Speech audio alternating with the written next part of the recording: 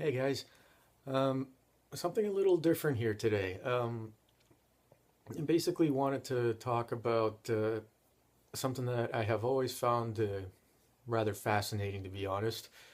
Um, that's how, as technology evolves, things shrink. And due to my hobbies, including video games and computers and whatnot, I thought it was appropriate for me to use video games as a way to illustrate this, but there are many other examples out there of how, as technology evolves, things shrink. Computers being one of them. But since my first real interaction with technology when I was young was video games, I thought this was appropriate. So, in any case, I am sitting in my basement right now, and one of my other hobbies is movies, so you can see my movie screen right behind me, and it's also the reason why I have a cardboard Wally sitting right there, and a few video game memorabilia, standees, whatever. But anyway, to the point, um, I've got with me right here one of my PS2s, the original ones. Well, not literally the original release. Those were only in Japan. I never got one of those. But yeah, the original fat PS2. And a little while later, Sony released the slim PS2. Major difference in size.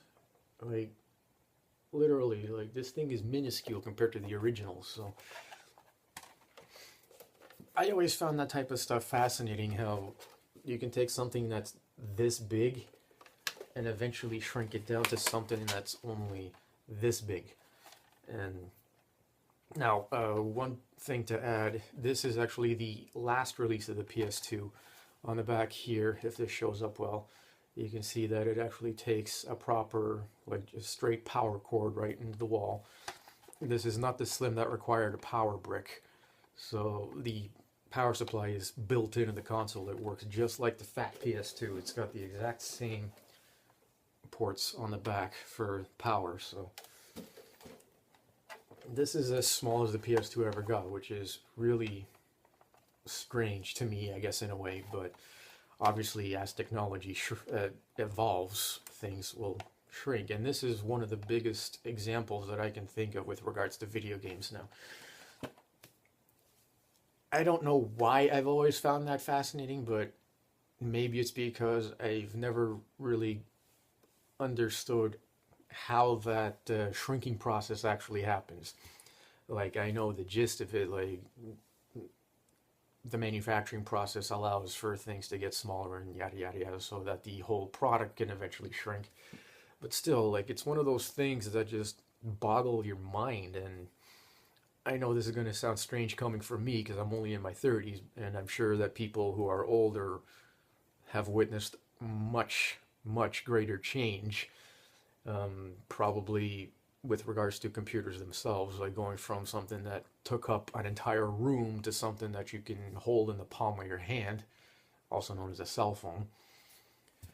But yeah, they've experienced a lot more change than someone like me, but still, even for me, like, my first dealings with technology was video games, and then probably almost 20 years ago I started getting into computers and tinkering around with those things and stuff like that. But it's still been one of those subjects that always makes me just speechless, really, when you look at something that used to be huge and now it's so small you can hold it in the palm of your hand. Like, it's insane. So yeah, I mean, there's not much else to say, really. And it takes something big and make it small. Yeah, that's the way technology is moving, and at the rate we're going, like, things are going to get crazy small in the future. So I mean, I'm all for it. I love technology and everything that comes along with it, but this is just something that's been on my mind, and I never really knew how to put it in video form. So there you go. So yeah, there's one little aspect into my brain it's a little strange in there. So, anyway, thanks for watching and see you later.